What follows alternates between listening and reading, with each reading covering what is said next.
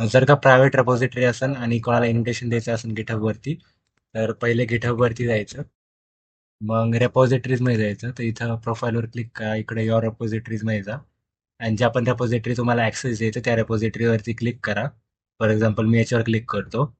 त्यानंतर इथं सेटिंग्समध्ये जायचं. सेटिंग्स सेटिंग्समध्ये गेल्यानंतर इथं खाली बघा. इथं बघा ऍक्सेसच्या आतमध्ये कोलॅबरेशन ऑप्शन आहे. कोलॅबरेशनवर क्लिक करा.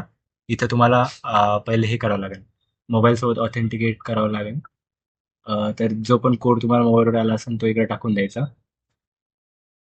तर तुमचा अगर गिटहब ह्या मोबाईलवरती ॲप असेल तर तिकडं तो पासवर्ड मागेल. तर इकडं जो नंबर आहे तो नंबर मोबाईलवरती टाकायचा, अप्रूव्ह करायचा आणि अप्रूव्ह झाल्यानंतर याच्या आतमध्ये येईल. ठीक आहे, ॲक्सेस भेटला. इथं बघा, इथं ॲड पीपल करायचा आणि इथं तू जो पण ज्याला पण तुम्हाला ॲड करायचं त्याचा आय डी इकडे टाकायचा. समजा माझा आय डी आहे सोहम डॅश गाडेकर.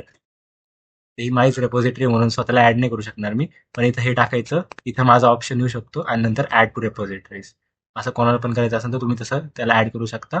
तर तो ॲज अ कोलॅबरेटर त्या रेपॉझिटरीमध्ये येईल. तर तो तुमची रेपॉझिटरी ॲक्सेस करू शकतो. कारण की ती प्रायव्हेट रेपॉझिटरी असते. ती सगळी ॲक्सेस नाही करू शकत. ओके.